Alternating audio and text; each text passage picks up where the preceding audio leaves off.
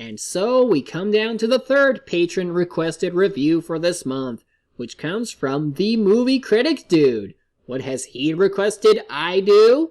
Why, it's none other than Ice Age. Now, everyone should know what Ice Age is. It's already had 4 movies now and is getting a 5th one soon. All of which was directed by Carlos Saldana of Blue Sky Studios, who's done a lot of animated movies for them, including Robots and both Rio movies, all of which I quite enjoyed. Of course, I know Blue Sky Studios isn't exactly the best in the world, and people often see them as like another DreamWorks. But they tend to produce some really fine animation, and even in their weakest movies, they manage to bring all the smiles and laughs I'll need to enjoy myself. Although I must say, Ice Age might be a good movie to cover, but it's starting to become oversaturated to where it's starting to get the case of series decay. Well, if there's any time to get started on them, I guess this is it. So let's travel back in time and see what made this a franchise. We begin with the series running gag, Scrat. The joke is that he has an acorn that he wants to store for winter or whatever. However,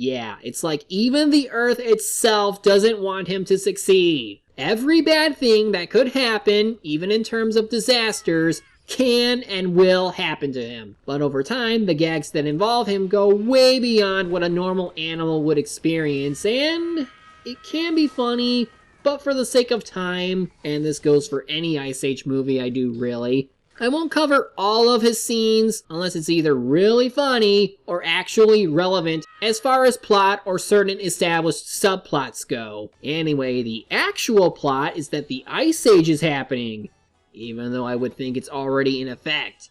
So animals are starting to migrate south, except for this guy, Manfred, aka Manny, voiced by Ray Romano. Why is he not going with everyone else? If my trunk was that small, I wouldn't draw attention to myself, pal. Give me a break. We've been waddling all day. Oh, go ahead. Follow the crowd.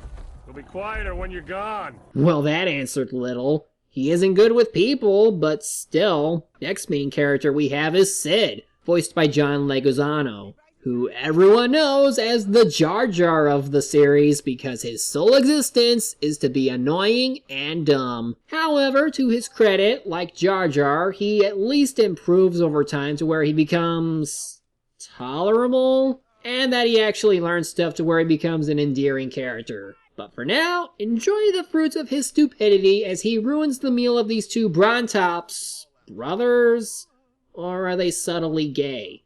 Either one is fine. This has definitely not been my day. I mean, you know what I'm saying, buddy?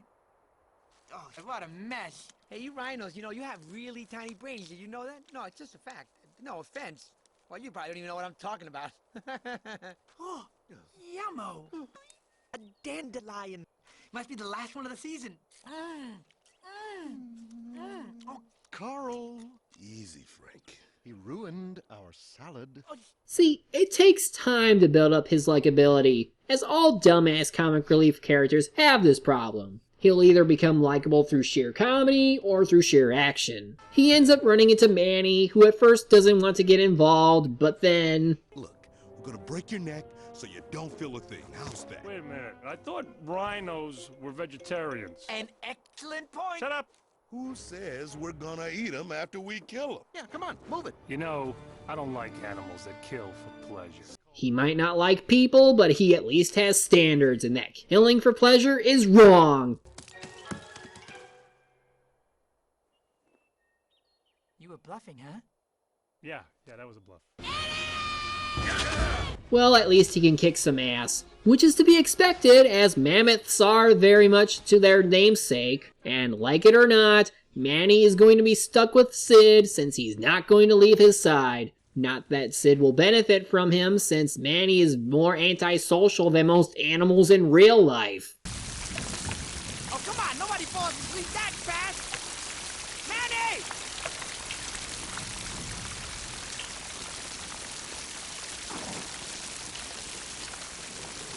Meanwhile, we turn our attention to a human settlement, one that seems a bit more advanced than what cavemen at the time would be. Like, I'd say close to the ones from Brother Bear, maybe? I don't know, maybe they were always like this. But that baby there will be important later. For now, it seems a group of Smilodon, led by Soto, who wants revenge on them for killing their pack members and wants to personally kill the lead human's baby because... If I'm gonna enjoy my revenge, I want it to be fresh. Sure. As they eventually do attack, one Smilodon in particular, Diego, voiced by Dennis Leary, comes close to accomplishing that goal, but the mother ends up jumping to her death before that could happen. Which means he's tasked with retrieving it anyway, even though chances are the baby would have died from the cold river. Speaking of which, Manny and Sid arrive by the river, and by chance of fate, they end up finding the two.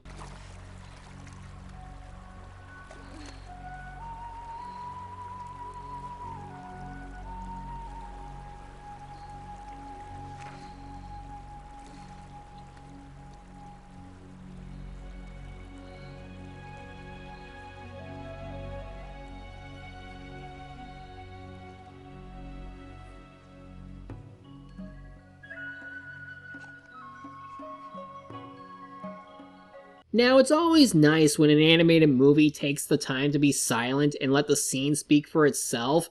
And while people tend to think DreamWorks or studios like this one don't do this often, you forget that even they will still do it when appropriate, and this is a good opportunity for it. Now, of course, Manny seems against taking the baby, despite saving him, so Sid volunteers himself to help get the baby back to his people. In his own way. But despite Manny's earlier snark, it's clear that he does seem to at least care for the baby's safety, as even once Diego shows up to take him, Manny saves him. Name's Diego, friend. Manfred. And I'm not your friend. Fine. Manfred. If you're looking for the humans, you're wasting your time. They left this morning.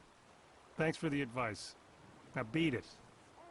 All right, I'll help you bring it to its herd, but promise me that you'll leave me alone after that. Well, sure enough, Diego was right and all the humans left. Fortunately, he knows where they're heading and offers to take the baby off their hands, as he'd get there before the passage the humans are going to closes, as he can easily track them. Despite Manny's anti-sociality and him wanting to ditch Sid, what does he do? Here's your little bundle of joy. We're returning it to the humans. Yep, he's actually going to help return it, but also with Diego's help. So now it seems like this movie's becoming a 3 men and a baby movie, where it's 3 bachelors helping to raise 1 child while dealing with each other's antics and misfortunes, including... One of those baby thingies. So if he poops, where does it go? Humans are disgusting. Okay, you. Check for poop. Potty humor it may be, but in this case it does make sense to have it, even if it leads to something close to gross. Anyway, after a couple funny slapstick moments, they come to think the baby is hungry. They spot a melon, but it gets taken by a large group of dodos. And if you thought the dumbass pigeon trope was bad, listen to this. No way! This is our private stockpile for the Ice Age! Subarctic temperatures will force us underground for a billion years! So you got 3 melons? If you weren't smart enough to plan ahead, then doom on you! Not only is their way of thinking totally wacko, but what follows not only ensures their mutual extinction, but it leads to one of my favorite moments in the movie. Basically, the melons start getting lost as our heroes try to get one. Dodos get killed off in funny fashion, but it's Sid that shines through with this last part.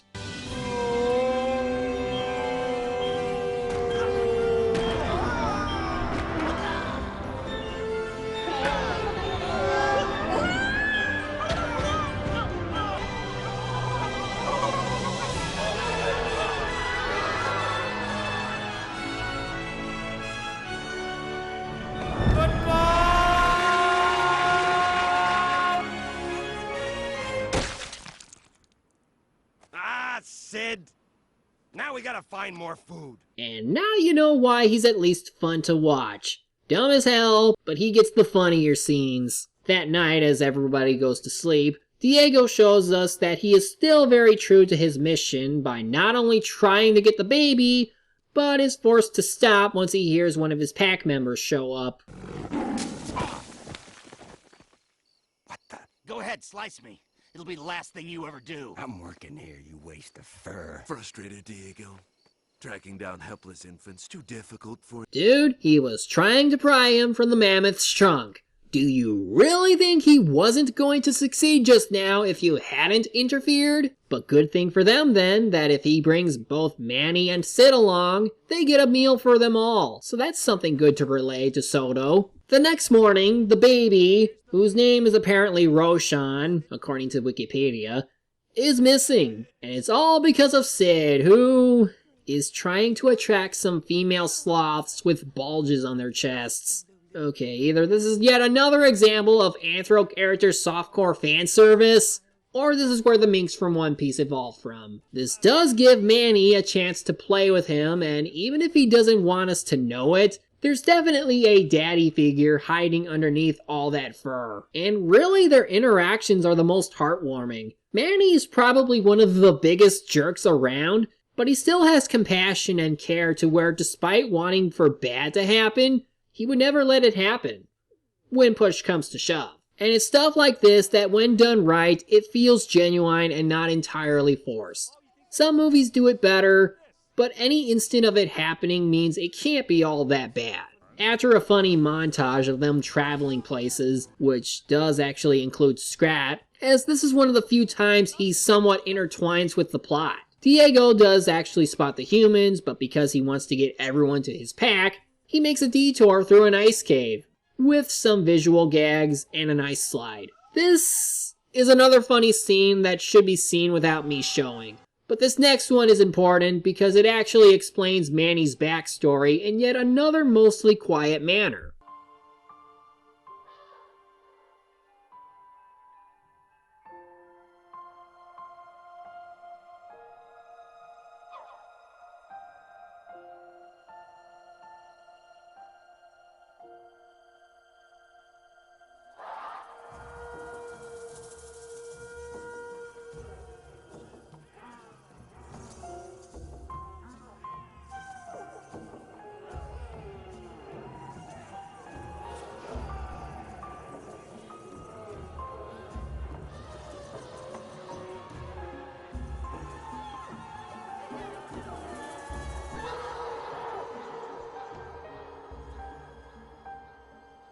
That there. You get a lot more of who he is or why he's like this than mere words alone. And when you consider some of the animation techniques Blue Sky Studio offers in their movies, this leads to genuine emotional scenes. It adds a lot of heart to the movie, despite all the pop cultural humor and dated references it may have, because this is something that can't be dated. Not that easily.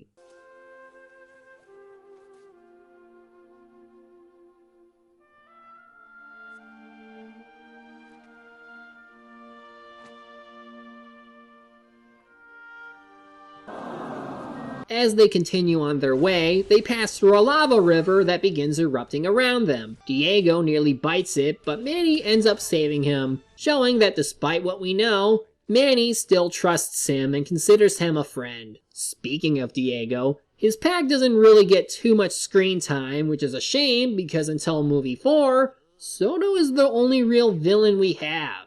And he doesn't get to be all that intimidating when his appearances are limited to only a few in the entire movie. Meanwhile, Sid inadvertently discovers fire, which is a thing he can do for later movies, but it adds to his list of useful attributes that make him a valuable member of their herd. Like, well, he's a good nanny, I guess? Now for another heartwarming moment that shows more trust amongst the three. Okay. Good job. Keep practicing. Look at that. Our little guy's growing up. You know, Diego, I've never had a friend who would risk his life for me. Yeah, man, he's a good guy. Yeah, he is. And ultimately, it's because of all that happened in this movie that Diego decides he doesn't want them hurt anymore and confesses his original intentions. It's brief and it doesn't cause separation, so that's good, since they still need to get to the humans, and what follows is a good action scene that even involves Sid kicking some ass. Sorry, fellas. He caught a little frostbite. Get him! Surprise!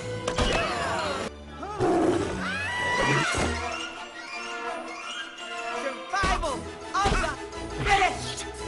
I don't think so. Manny confronts Soto and whatever sabers are there, and Diego helps him out as together they do well, but...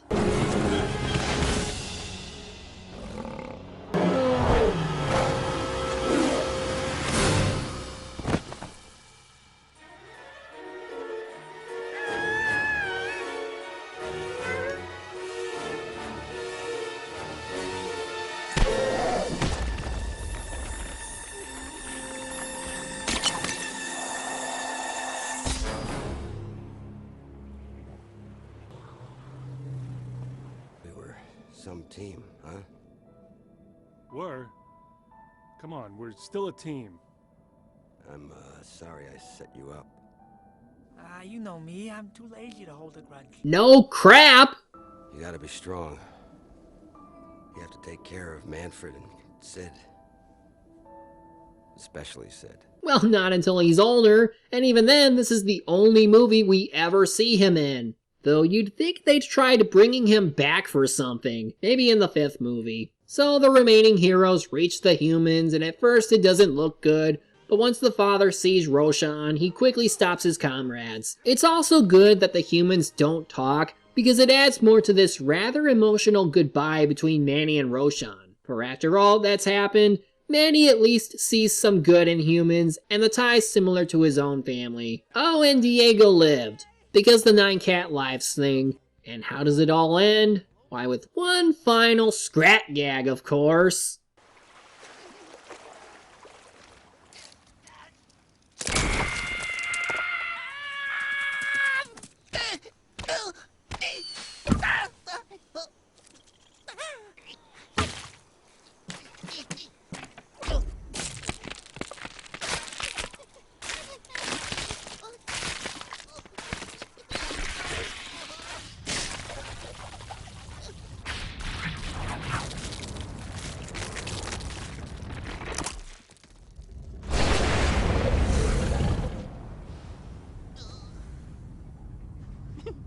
So that was Ice Age. A good movie, but one where you have to consider, how could it have spawned more sequels when given what's happened? It'd be hard to continue developing characters. Well, the same way Shrek does it, by finding a new focus that helps bring characters together, and here it's pretty obvious. The concept of family. In this movie, we saw 3 otherwise unlikely bachelors come together to raise a child, but it was mostly about one who already lost a family before, and is going through the process of coping. So what's to say a future movie didn't have him try it again? That'd be more of a legitimate reason to sequelize. But of course, we would need to look into the others to really see the connections. Otherwise, as far as this movie goes, it does its job in establishing unique characters whose likability can range depending on tolerance of archetype, animation that's okay for the time when compared to DreamWorks, a story that works well with its humor, and performances that are spot on. If I had to recommend at least one showing of an Ice Age movie,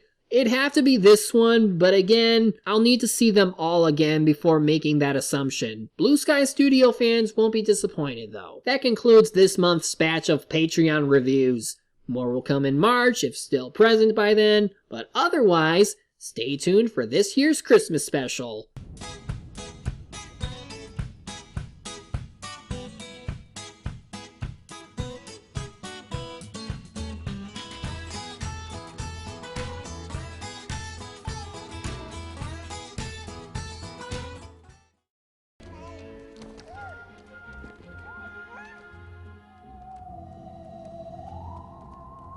Live long and prosper.